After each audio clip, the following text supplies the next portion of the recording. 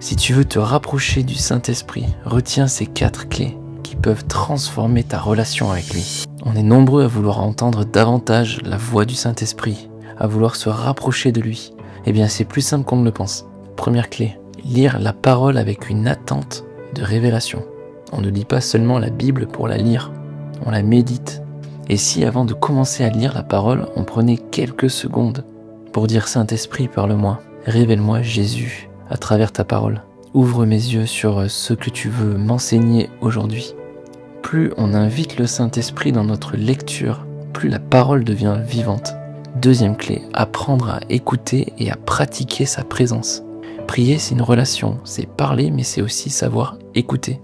À l'image du psaume 46, verset 10 qui nous dit « Arrêtez et sachez que je suis Dieu ». Prenons régulièrement quelques minutes dans le silence. Pas forcément pour entendre une voix audible, mais pour devenir sensible à sa paix, à ses directions, à ce qu'il dépose dans notre cœur. Il faut comprendre que le Saint-Esprit est avec nous toute la journée. Et on peut l'inviter dans notre travail, dans nos décisions, dans nos moments de joie comme dans les moments les plus difficiles. Plus on prend conscience qu'il est là, plus notre relation avec lui grandit.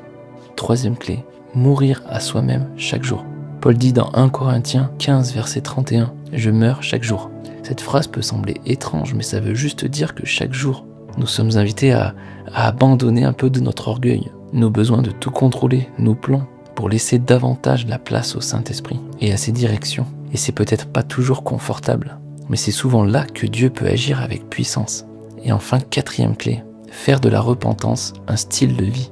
Parce que la repentance n'est pas un événement ponctuel, c'est vraiment une attitude de cœur. Par exemple, si je me rends compte que j'ai manqué d'amour pour une personne, si j'ai nourri ma colère, je choisis de me détourner du péché et de regarder à Jésus, lui qui nous a justifiés, lui qui nous a pardonnés.